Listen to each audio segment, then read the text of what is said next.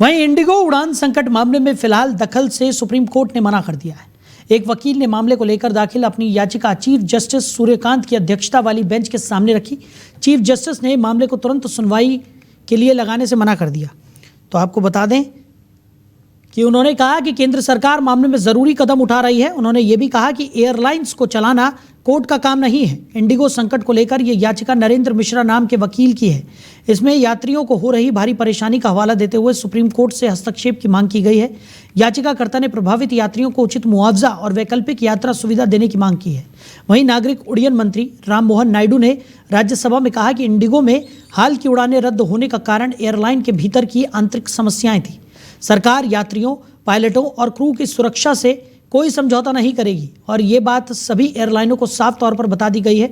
मंत्री ने बताया कि इंडिगो को अपने क्रू मैनेजमेंट और रोस्टर को सही तरीके से संभालना चाहिए था, लेकिन आंतरिक जटिलताओं के कारण परेशानियां जो हैं वो पैदा हुई। तो इंडिगो फ्लाइट कैंसिल मामले में सुप्रीम कोर्ट ने हस्तक्षेप करने से फिलहाल मना कर दिया है। बता दें कि एक वकील के द्वारा सुप्रीम कोर्ट में याचिका दाखिल की गई थी जिसमें यात्रियों को हो रही भारी परेशानी का हवाला दिया गया था, लेकिन सुप्रीम कोर्ट ने स्पष्ट शब्दों में कहा कि फ्लाइट्स का सुचारू संचालन सुप्रीम कोर्ट का काम नहीं है। वहीं नागरिक उड्डयन मंत्री राममोहन नायडू का बयान भी इस पूरे मामले में सामने आया है। उन्होंने एयरलाइंस को सख्त चेतावनी दी है और लगातार एक के बाद एक पहलू इस पूरे मामले में निकलकर सामने आ रहे हैं, जिस पर ज़्यादा चर्चा के लिए हमारे एडिटर रमेश जी हमारे साथ जुड़ गए। रमेश जी, लगातार हम देख रहे हैं जिस तरीके की स्थिति इस वक्त बनी हुई नज़र आ रही है। इंडिगो फ्लाइट कैंसिलेशन मामले में लगातार यात्रियों को भारी परेशानियों का सामना करना पड़ रहा है। हालांकि अब जो उड्डयन मंत्रालय है उसका भी हस्तक्षेप यहाँ पर देखने को मिल रहा है, लेकिन फिलहाल सुप्रीम कोर्ट में जो याचिका दाखिल की गई थी उस पर सुनवाई करने से सुप्रीम कोर्ट ने साफ तौर पर मना कर दिया है। कैसे देख रहे हैं? नहीं, मुझे लगता है बड़ा अटपटा ये सुप्रीम कोर्ट का रवैया लगता है कि इतने बड़े मामले में बहुत हल्का करके याचिका को खारिज कर देना या याचिका को लंबे समय तक लटका देना कि इसको बाद में हम सुनवाई करेंगे। मुझे लग रहा है इस तरह के मुद्दे को स्वतः सुप्रीम कोर्ट को उठाना चाहिए। ये बात आ जाती, इसको एविएशन फेल्यूर है, सरकार का फेल्यूर है या किसका, ये मतलब अभी समीक्षा तत्कालिक रूप से की नहीं जानी चाहिए। क्योंकि देखो, डीजीसीए ने इसे अप्रैल 2019 से लेके और 2024 के बीच में नोटिफाई कर दिया था। एयरलाइंस को मेरे ख्याल से 20 महीने का पूरा समय दिया गया था और उसमें कंडीशंस थी कि आपके जो पायलट्स हैं, क्रू मेंबर्स वगैरह हैं, उनको ट्रेन करिएगा और उनकी जो आराम करने की जो समय अवधि है तो उसको बढ़ाया तो गया था। और जिसपे मेरे ख्याल से क्रू मेंबर्स और पायलट्स वगैरह एक लंबे समय से मांग कर रहे थे कि एक पायलट अगर फ्लाई करता है ऊपर आकाश में लगातार 10 से 12 घंटे या 20-20 घंटे के बाद फिर उसको आराम चाहिए, लेकिन आराम ना देके उसको सीधे फिर दूसरी फ्लाइट को पकड़ा दिया जाता था। फिर डीजीसीए ने इस पे नियम बनाया गया और अब सबसे ताज्जुब वाली बात है, उस सारे नियमों को एयर इंडिया ने मान भी लिया, लेकिन इंडिगो को ने नहीं माना। अब यहाँ पे बात आ जाती है ना स्वामित्व की, कि इतनी 64% जब उनके पास एक पूरा अधिकार है, उसके बाद चीजें तो देखो बिगड़ेंगी। अब इसमें कंट्राडिक्शन कहाँ पे है, इस चीज को समझना पड़ेगा। अब हालांकि मुद्दा पॉलिटिकल हो जाएगा, उस पे नहीं जाएंगे। जिस तरीके से विपक्ष कह रहा है कि भाई मोटा माल सरकार ने खा लिया था इलेक्ट्रॉन बॉन्ड के तौर पे, तो ये तो देखो पॉलिटिकल चीजें हो गई। लेकिन जो चीजें इस समय हो रही हैं, पायलट की shortage, crew member, system planning, इस सब चीज को समझने के लिए मुझे लग रहा है पहली अगर नजर में देखें तो इंडिगो का जो मैनेजमेंट है वही पूरी तरीके से फेल हो जाता है। बिल्कुल। और रमेश जी जिस बात का जिक्र आप कर रहे हैं, क्योंकि हम लगातार 2-3 दिनों से ये खबरें लगातार हम चला रहे हैं, लगातार हम दिखा रहे हैं कि किस तरीके से यात्रियों को परेशानियों का सामना करना पड़ रहा है और सबसे ज़्यादा परेशानी यहाँ पर यात्रियों को ही हो रही है, क्योंकि जैसा कि आपने जिक्र किया कि 60% डोमेस्टिक फ्लाइट्स जो हैं वो इंडिगो की ही हैं पूरे देश भर में, और ऐसे में अगर डोमेस्टिक फ्लाइट्स कैंसिल होती हैं तो लोगों को भारी परेशानियों का सामना करना पड़ता है। कई मेडिकल इश्यूज़ हैं लोगों के साथ जिसकी वजह से वो फ्लाइट्स यहाँ पर बुक कराते हैं, लेकिन उसके बावजूद सही समय पर वो पहुँच नहीं पा रहे हैं अपने गंतव्य तक। और लगातार हम देख रहे हैं कि सही इन्फॉर्मेशन भी यहाँ पर यात्रियों तक नहीं पहुँचाई जा रही है। यात्री जब ग्राउंड स्टाफ के पास पहुँचते हैं, उनसे फ्लाइट्स की जानकारी मांगते हैं तो उन्हें घंटे 2 घंटे इंतज़ार करने के लिए कह दिया जाता है, लेकिन सही इन्फॉर्मेशन उन तक नहीं पहुंच रही है। और यही वजह है कि इस तरीके का कियोस हम देख रहे हैं कि एयरपोर्ट्स पर देखने को मिल रहा है।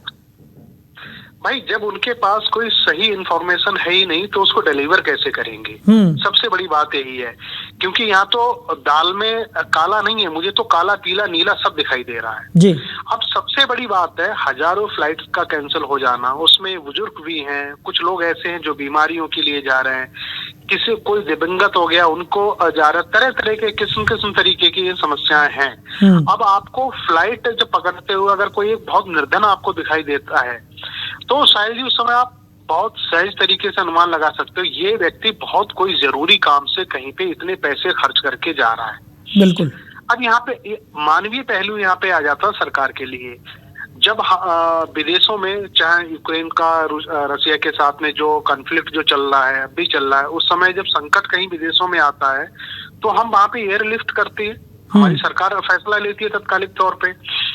और वीआईपी जितने इस समय एविएशन हमारे पास विमान वगैरह, पालम एयरपोर्ट पे कभी आप गए हो तो आप देखिएगा वहां पे प्राइवेट जेट्स और प्राइवेट प्लेन, हेलीकॉप्टर्स वगैरह की भरमार खड़ी होती है। तो क्या ऐसे मौके में जिन्होंने टिकट्स वगैरह लिया है, रिफंडेबल तो बाद में हो जाएगा, क्या सरकार की जिम्मेदारी बनती नहीं है कि ऐसे में उनको एयरलिफ्ट किया जाए? जो विमान बड़े बड़े जो जहाज खड़े हुए हैं एयरफोर्स के, उनको यहाँ पे लगाया जा सकता है। ये बड़ा मानवीय पहलू है जो मुझे लग रहा है सरकार ने छोड़ दिया, किया जाना चाहिए। अब बात आ जाती है कि ये जो पूरा जो मामला जो चल रहा है, एपिसोड जो चल रहा है, उसको खत्म कैसे किया जाए। और आज की एक मेरे मित्र हैं, उनकी फ्लाइट यहाँ पे अपने गाजियाबाद में जो इंडियन एयरवेज है, हिंडन, तो वहां पे आप बताइएगा, यहाँ पे तो बामुश्किल दिन में 3 या 4 फ्लाइट उड़ाई जाती हैं डोमेस्टिक के। कोई देहरादून जा रही है या पंतनगर जा रही है या लखनऊ जा रही है, तो वहां पे भी रोक लगा दी गई है, मतलब वहां भी मिसाइलें कैंसिल हो रही हैं। तो ये समझ लो अब बड़े एयरपोर्ट नहीं आ गए, छोटे छोटे जो डोमेस्टिक जो कम आवाजाही वाले, वहां पे भी ये दिक्कत हो रही है। तो ये दिक्कत कब रहेगी? 1 घंटे की हो जाए, 2 घंटे की हो जाए, अब 3-4 दिन से जब ये चीजें हो रही हैं, आप कमेटी के नाम पे, आप जांच के नाम पे कमेटियां वगैरह बना रहे, वो तत्कालिक आपका फैसला हो सकता है, लेकिन तत्कालिक जो सुविधाएं जो मिलनी चाहिए, सहूलियतें मिलनी चाहिए, वो सरकार देने में मुझे लग रहा पूरी तरीके से विफल साबित हो रही है यहाँ। बिल्कुल। और अव्यवस्थाओं का आलम तो इतना है कि हम लगातार देख रहे हैं, और अभी भी यात्रियों से ठीक ढंग से, क्योंकि जितना हम समझ पा रहे हैं अभी भी कम से कम 10 से 15 दिन यहाँ पर पूरी जो व्यवस्थाएं हैं उनको सुदृढ़ होने में लगेंगे। और ये बहुत ही मामूली समय है। जिस तरीके से कई एविएशन के लोगों से हमारी बातचीत हुई है, कई चीफ ऑपरेटिंग स्टाफ से हमने बातचीत की है, उनका सबका यही कहना है कि अभी स्थितियों को सामान्य होने में कम से कम 10 से 15 दिन और लगने वाले हैं। और ऐसे में यात्रियों तक ठीक इन्फॉर्मेशन पहुंचाना स्टाफ की जिम्मेदारी होनी चाहिए, लेकिन ठीक तरीके की इन्फॉर्मेशन यात्रियों तक नहीं मिल पा रही है। इसी वजह से एयरपोर्ट्स पर यात्रियों की लंबी लंबी कतारें भी हम देख रहे हैं, लोगों का गुस्सा भी यहाँ पर जाहिर हो रहा है। कई जगहों पर तो मारपीट की तस्वीरें भी निकलकर सामने आई है, वो भी हमने देखा है। हालांकि अब डीजीसीए की तरफ से साफ तौर पर कह दिया गया है, उड्डयन मंत्रालय के हस्तक्षेप के बाद ये कहा गया है कि यात्रियों तक रिफंड पहुँचाया जाए, साथ ही साथ जिन यात्रियों का लगेज इधर उधर कर दिया गया था उन तक भी उनका लगेज यहाँ पर पहुंचाया जाए। मतलब तमाम कदम तो यहाँ पर उठाए जा रहे हैं, लेकिन स्थितियां अभी भी गंभीर हैं।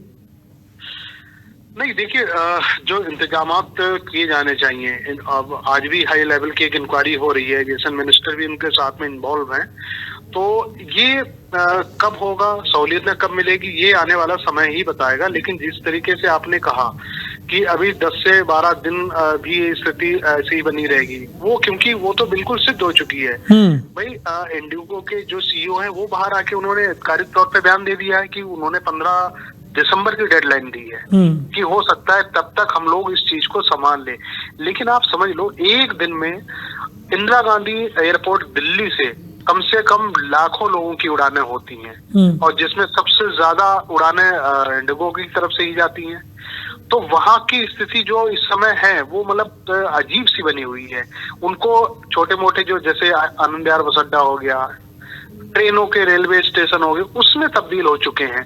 अब यहाँ पे सबसे बड़ी जो दिक्कत है ये कहीं ऐसा ना हो कहीं कोई अप्रिय घटना ना घट जाए जी। इसको लेके जिस तरीके से पुलिस प्रशासन वगैरह मुस्तैद है और होना भी चाहिए। और जो भी हो, जिस तरीके से ये पूरा क्राइसिस है उसको सरकार को आगे आके इसको खत्म करना चाहिए और लोगों को सहूलियतें मिलनी चाहिए। चलिए रमेश जी, हमारे साथ जुड़ने के लिए, इस तमाम चर्चा के लिए आपका बहुत शुक्रिया। तो नियमों के उल्लंघन पर कड़ी कार्रवाई की बात भी उड्डयन मंत्रालय की तरफ से सामने आई है। इंडिगो संकट पर सुनवाई से हालांकि सुप्रीम कोर्ट ने इनकार कर दिया है। उन्होंने कहा है कि सरकार जरूरी कदम उठा रही है और जल्द ही इस समस्या का समाधान भी होता हुआ नजर आएगा।